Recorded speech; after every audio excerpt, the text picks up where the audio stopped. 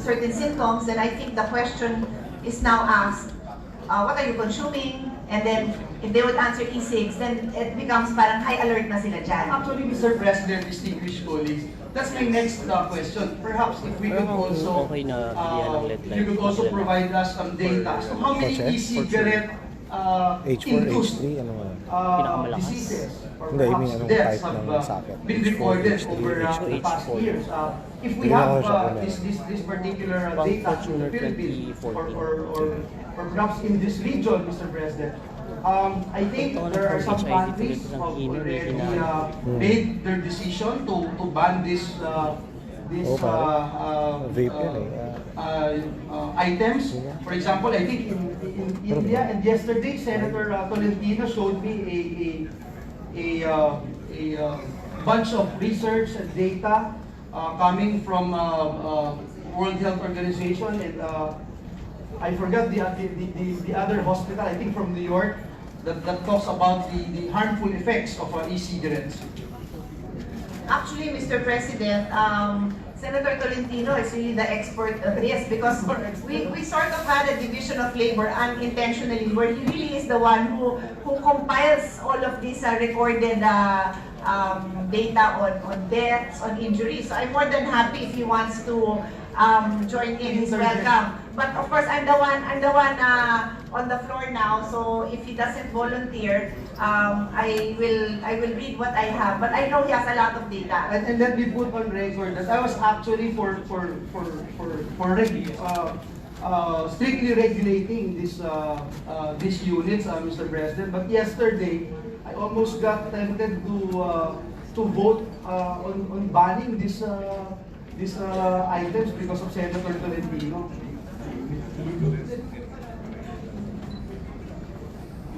Sige po, Mr. President, we'll listen to the distinguished Anyway, sponsor.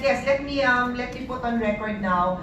First of all, e-cigarette contain a very highly addictive substance, and that's known as nicotine. So unless His Honor wants me to go into detail on that, I think that's a given. That's the direct health impact. This is what I'd like to elaborate on a little bit. During my 2-day indoctrination, education in WHO, and another 1 day in London, this is my main takeaway. There are accessible to the public, and that is why there's a high clamor for ban, not just in our country, led by no less than Senator Tolentino, but already in place in other countries, because they cannot health professionals and health experts cannot give us the clearance that there are not potentially toxic substances here. That's why I always say that, who knows, 5 years, 10 years, 50 years from now, these products would be tweaked and you will come up with a refined product that has very little or no risk. But for now, none of these advocates can say, we're good, we're safe. So that is the main problem. That's good that the distinguished sponsor made mention that no one is actually claiming that it is good or safe. Because I remember encountering an article that says e-cigarette manufacturers claim that their market is the group of current adult smokers. One contentious issue is that it may attract even the young non-smokers to begin the habit. And in this light, we know from the distinguished sponsor if she's considering imposing a higher excise taxes on variants of e-cigarettes identified to be attracting the youth. For example, Mr. President, yung mga flavored e-cigs, Mr. President. Before I answer that, can I just quickly complete the list of health issues related to finish my response to His Honor's question, just to put it on record. So aside from what I mentioned, in addition, premature death from heart and lung disease, trigger or worsen chronic diseases such as asthma, heart attack, bronchitis, and other respiratory problems.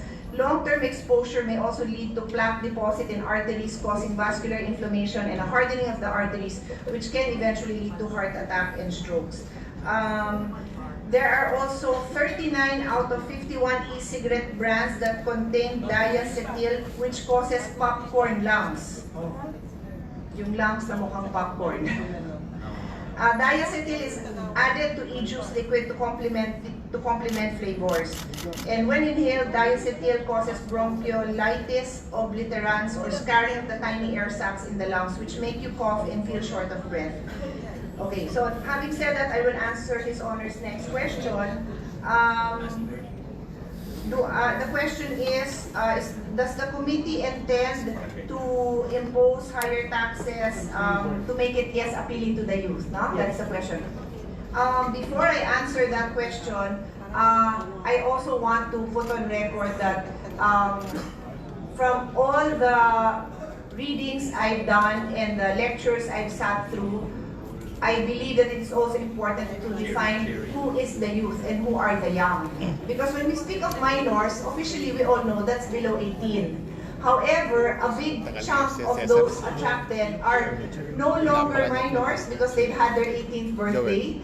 But I, like many of our colleagues who have had a 19-year-old, a 20-year-old, they suddenly do not become adults just because they had a birthday. Their lungs are suddenly not their lungs do not suddenly become immune to these very damaging health concerns just because they turn 19 or they turn 20. So there are proposals by WHO to include all the way up to 25 years old. And I, for one, adhere to that because there is scientific evidence that the brain continues to grow up to the age of 25. So if these young people will not be protected because they are no longer 18, they are 19, 20, or 21, then we will be exposing these young more danger, it appears, from the commingling of flavors. Danger because there's more experimenting, and then danger because it's more attractive to the youth. Sabi nga po nung isang... Those who are not supposed to smoke will actually be enticed. And let me also go back to the young person that I was defining. I had you actually know this person, but because I have not asked her permission, I will not mention her name. She is no longer a youth even by my definitions, already in her 30s. She is what she calls herself a social smoker and drinker. Napapa-inom at napapa-yosi when out lang with friends, which could be anywhere between mga once a week, ganon. Never smokes outside of that social environment with a few friends. So, nung narinig niya na mas healthy daw ang e-cigarettes, she tried the e-cigarettes. And sobra nang nagustuhan. And ang problem niya ngayon is, na-addict na siya sa e-cigarettes. She never used to smoke at home. She never used to smoke in between work. And now, nag-e-cigarette daw siya as often as possible. So, nahook siya ngayon dun sa isang sinasabi natin na less harmful. But the issue is, she was not hooked on cigarettes at all before. And now, because of those flavors, nahook siya. And she is in her 30s. And what more po yung mga mas bata? And that's my point, Mr. President, distinguished colleague. How are we protecting these young people, Mr. President? And having said that, perhaps the next question I'd like to raise is, how are we doing when it comes to regulating these e-cigarettes? If I recall, Mr. President, when we passed the tax measure last Congress, there was a provision there introduced by no less than our Senate President Pro Tempore Ralph Recto na bawal sa minor itong e-cigarettes na ito, no, Mr. President. I'm just wondering kasi marami po tayong nakikita, marami din tayong nakikilala na mga minors pero nakakaroon ng access para po dito, no? So how are we doing when it comes to regulating e-cigarettes, Mr. Yes. President? So the question there is, do you ban or do you regulate flavors? In the earlier discussions we had and throughout the educational exposure I had in WHO and other health experts, there really is a strong recommendation to ban flavors. If at all, stick to tobacco and menthol, which is common in cigarettes, menthol. If you don't like the tobacco taste, you get menthol. So that you address the concern of cigarette smokers who want to shift or have shifted that they don't like the taste of tobacco. So you have one, menthol. But you don't want it to be any more exciting than that, Mr. President, because you open this Pandora's box of an exciting world for these young people. So they now have brands that are The called, curiosity creeps in. yes, unicorn flavor, rainbow something. Ganun ho yung mga pangalan ng mga flavors, which is very attractive to the youth. But again, let me share an experience I had in London. In this session where no less than the advocates for e-cigarette smoking in London were presenting to us. Okay, so sila po yung nagsasabing, maganda tong e-cigarettes kasi nakakatulong ito para mag-shift na ang mga smokers to e-cigarettes. Sila yung nagpe-present ha. One of the persons they brought along was the head of para siyang association of e-cigarette users. So that's just his advocacy to explain how he has shifted. He has nothing to do with the industry. He's just a passionate about sharing his shift. So he's probably in his 40s. In-explain niya, nag-experiment daw. At first daw, duda siya, pero nung na-try niya, parang okay. So he shifted to, I think, tobacco flavor e-cigarettes. But over time, because there were so many interesting flavors in the market, like cheesecake, vanilla, strawberry custard, he started playing around with those flavors. And now he loves those flavors. He was very candidly telling us this thing. So for me, sige, hindi naman ho ako smoker, and of course may karapatan siya to do what he wants, he's an adult, but that is the danger. This becomes now very exciting product, promoted to the extent that it's such an exciting world to live in. So it's so attractive to the youth, and now even for the adults, for me, ang take ko po doon is instead of just shifting away from cigarette, they're now, sabi niya sa amin, at any given time, he has all these flavors in his car, iba yung flavor. And it is not proven to be healthier for you, or healthy for you. So for me, hindi nakakatulong. Mas madalas na ho siyang mag-vape. Dahil nga, lahat ng flavor hinahanap niya. That's why, Mr. President, I would support any move to Ban or highly regulate? Highly regulate and perhaps more taxes for flavored e-cigarettes. Just to put on record, Juul sells 4 flavors, namely mint, tobacco, mango, and cream. While there are countless e-juice flavors available in the market, such as peppermint, coffee, candy, lemonade, etc. I mean, what's our